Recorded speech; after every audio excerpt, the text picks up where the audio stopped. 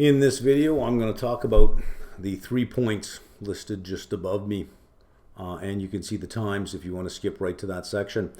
We have an exam coming up in 4 to 6 weeks, depending on what date that you booked. So I'll tell you about some of the resources we have coming up that you really should take advantage of. In the last week of April, first week of May, there'll be a schedule up sometime in the next little while on our site for open tutoring sessions. For level 1, it'll cover quant and fixed income because that's really where a lot of the questions happen. And for level 3, it's going to cover fixed income. Specifically, well, not just specifically, but with a heavy emphasis on yield curve strategies and credit strategies, because fixed income is about half the questions asked at level 3 are on fixed income. Open sessions, they're free. Attend them. You can ask whatever question you want to get clarity on whatever topic you want within that section. What we're not going to do in these sessions is look up things. So if you refer us to a question bank question, an end of chapter question, a page number, a time in a video, not going to do it. Only because of the way the stream is set up, we have to exit that to go look something up. Once the stream starts, we have a screen that's locked and we work with that screen. If we have to exit that, it's a lot of dead time while we're looking something up, tracing something through, finding something. There's plenty of opportunity on the site, lots of different places to leave comments where you can ask those questions. This is really big, broad, open-ended tutoring questions about this concept or that concept, as opposed to being specific, saying page 159, third paragraph, last sentence. I don't get what they're saying. That's just if we have to start looking a whole bunch of things up, these we're not going to cover a lot of content in these sessions. For level 3, the drop-in sessions on the site, if you click drop-in sessions, you can see the schedule for these. They start May 2nd, and we go through the AM exams. We walk through all of the AM exams. And I was asked, listen, you have walkthrough videos for the answers. What's going to happen in these sessions that I won't already have? The sessions focus a lot more on the keyword and the structure of the answer, because these are called structured response. They're not called essay questions. So there is a certain structure to the answer, and we drill it again and again and again so that you have the best chance of doing well on the AM exam. Almost 70 hours of that through the month of May for the 4 weeks in front of the level 3 exam, all at different times, multiple sessions at different times so you don't miss one. Not video recording those either, because then nobody shows up. Use them. They are free. If you want tutoring sessions, one-on-one tutoring, you're not going to find tutoring cheaper than on our site for our subscribers. We've got it at 45 US or 65 Canadian for an hour. With again, the same, charter holders who have recently graduated. I say graduated because there's no better word for me to use. That have recently finished their level 3. They're experts in their particular domain. So we have quite a few people like that are willing to do this. So if you have problems in a particular section, it is inexpensive, but listen, we only have so much bandwidth. These hours will get booked up quick and they're gone. So if you know you're going to use 2 or 3 hours, you don't have to book the hours right away, but you should at least claim the hours. And let's say you book 3 hours, but you only use 2. One will carry over to your next level. It's not a big deal. Finally, for those of you who are writing next month, I understand that, the planning fallacy. You think you had a lot of time. You're realizing now you don't have a lot of time and you're picking up the pace. Be careful with that. You cannot learn in a hurry. And I went searching online to see if there was any research done in terms of the type of pacing, the different types of pacing for the different types of activities that you're doing. And here's what I found.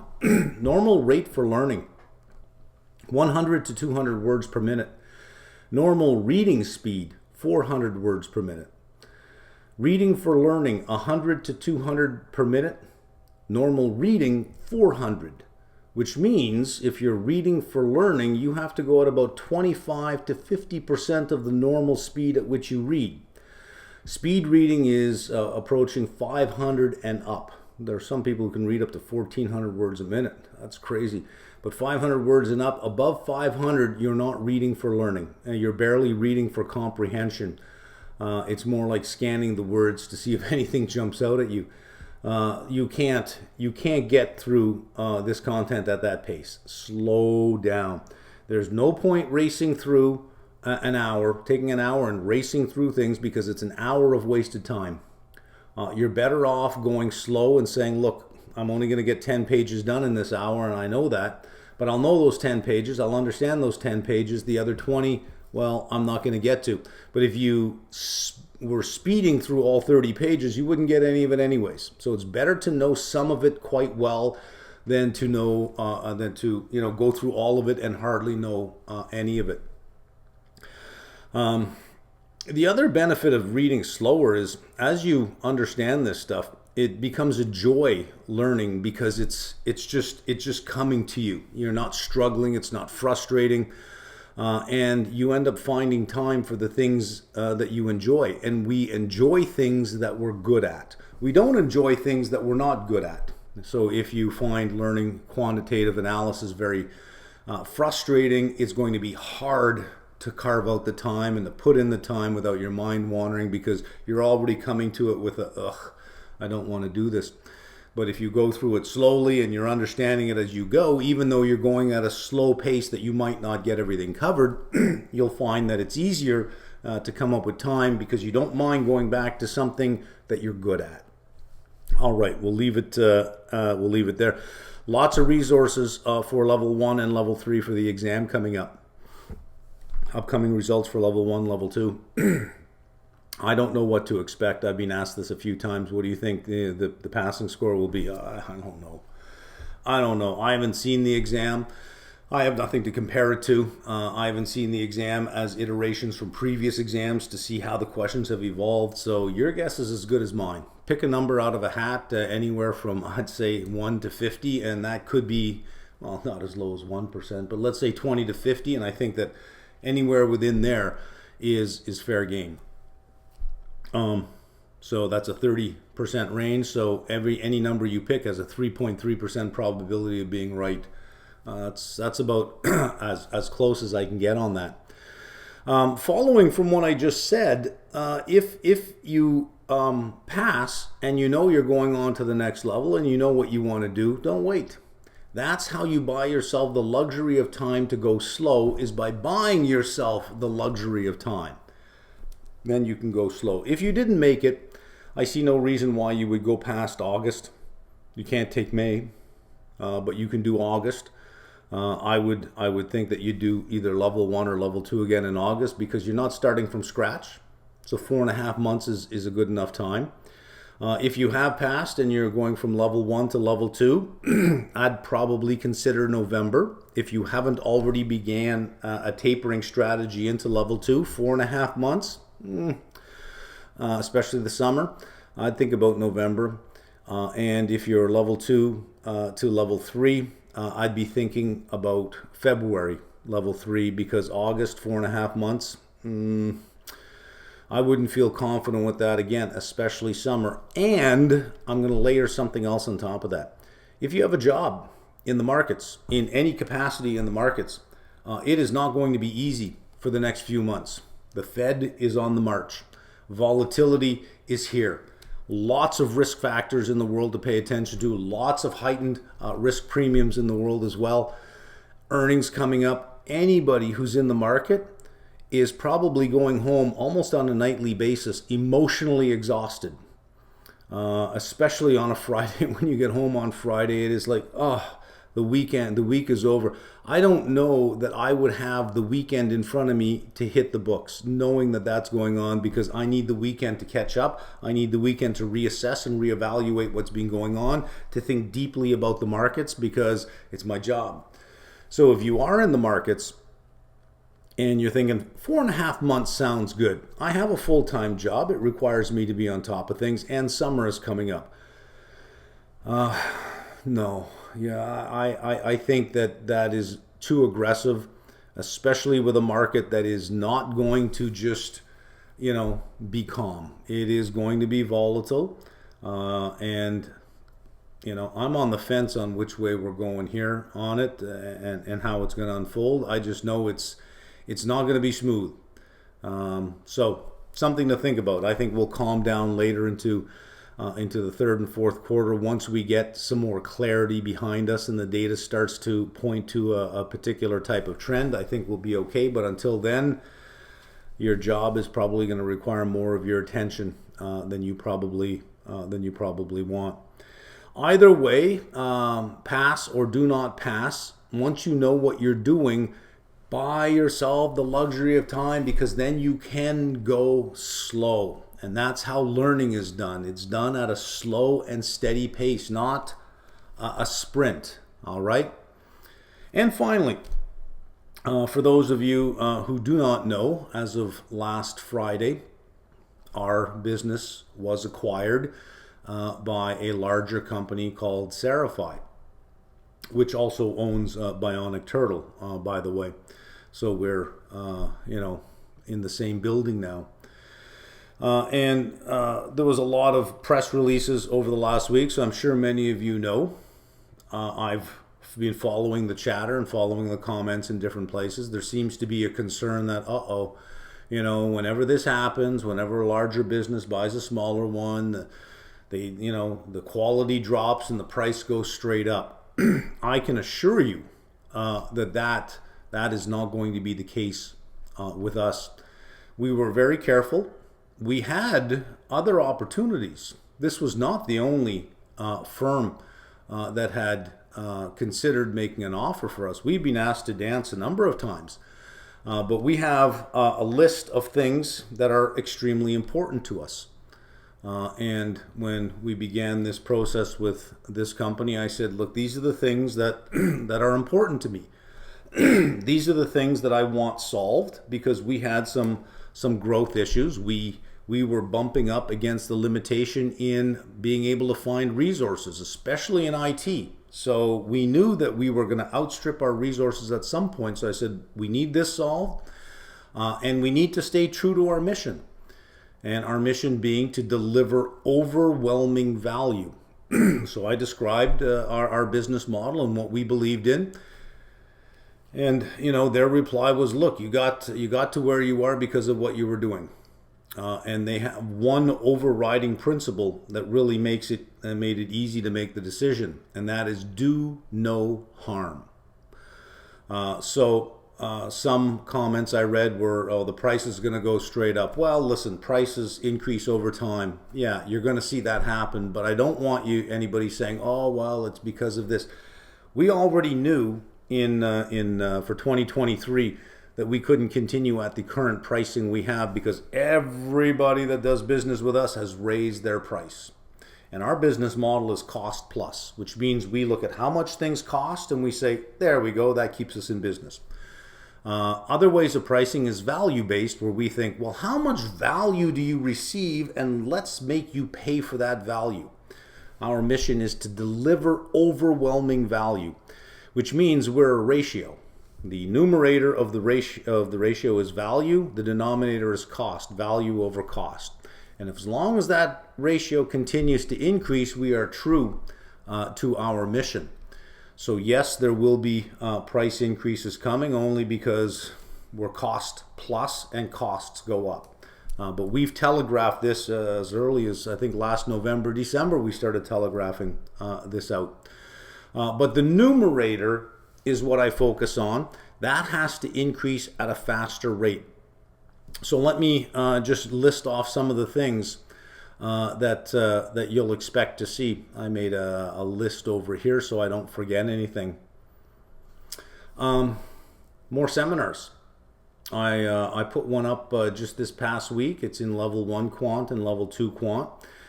Showing how to use the Federal Reserve Economic Database to download data series into Excel, and how to use Excel to do a regression. and how we interpret those regressions. And I use the 2-year treasury as the independent variable and the federal funds rate as the dependent variable, using lags in the data of 2 Fed meetings, 4 Fed meetings, and 6 Fed meetings to see which one predicted the FFR the best. And then we made an assessment of whether or not, given what we have, given the significance of this regression and its predictive power, is the 2-year fully priced? Is it undervalued or overvalued? That's the power of regression, of what it can do. So check out that seminar. There's going to be more seminars coming, because now I have all the time to focus on that kind of content. More applied series, and this seminar is sort of a seminar showing how do you do regression in Excel, where to get data from, but it's also applied in the sense of looking at a real world condition, the 2-year. Should we be looking at the 2-year as something interesting to add to a portfolio? The question bank has some challenging questions in there at all 3 levels. You're going to start to see video walkthroughs of certain question bank questions. Some don't need a video. Some you can read the question, read the answer, you go, well, yeah, of course. Others is, I still don't get this. So like a mini tutorial around that. You'll see that fall out over a period of time. Newer questions in the question bank. It takes a long time to write these questions, so it's great to have more horsepower on that side. That is also helping out on that as well. And not right away, but it's going to take probably 6 months to a year. We've already seen the new LMS. CeriFi has a learning management system that's going to be company-wide. We had a tour of it online the other day. Looks great. Looks fantastic. It's a cleaner experience than what we currently have, with a lot of updated statistics and feedback for the candidate and power in what the candidate can do. That's not going to happen right away because it's new, so it's coming out of the lab, so you want to put stuff on it slowly. Make sure it's stable, put the next few things on, make sure it's stable. You want to build into that because you don't want to overload it on day one and then everything falls apart. You gotta test it in the real world. So sometime in the next 6 to 12 months, we should start to be, move towards that. That's my rough guess. When I say 6 on an aggressive scale, 12 is probably more likely. Sometime around 10 to 12 months, we will see ourselves slowly moving over towards that system. But that's all in the works, and my time has now been freed up, so you're going to see more seminars and more applied series. Sometime next week, I've got a really big applied series that I'm putting up. I'm doing the research on it now and putting it together. And we are all aware of thematic investing, where we look at big, broad themes and we invest in these themes. When these themes become really popular, when you're at peak theme, not so much, when I say peak theme, I mean that everyone's talking about it. Not that the theme has run itself out, but that everyone is talking about it. Then it's what I call anti-thematic investing is what you'd want to look like or look at. So I'm going to give you an example of anti-thematic investing and how paying attention to a theme can totally distract you from reality. That you start to think so much that this is what's going on, that when you look at what the theme is replacing, you think, and you throw it away without realizing, wait a minute now, there's something big here still. We're getting ahead of ourselves. So we'll do something that is anti-thematic. A good example of something anti-thematic is ESG. With so many funds focusing on ESG and so many investors focusing on ESG and ESG scores, companies with low ESG scores are extremely undervalued. That is anti-thematic, is going against the theme, saying, well, if I'm going to invest thematically, I'm going to pay a premium because all these companies have these desirable features everybody wants, but these companies don't. What do I care? I mean, if you don't care, what do you care? They're undervalued at that point. The example I'm going to use is Ford and GM. Yeah, I'm going to talk about internal combustion engines because I think the EV theme has gotten way ahead of itself, and we're sort of throwing out some really good stuff for something that sounds like it's going to be better but has some significant limitations. So look for that. It's Saturday right now. Sunday tomorrow. Every Sunday I'm putting out the weekly update. Those go on YouTube and on our site. That takes us through the whole thing.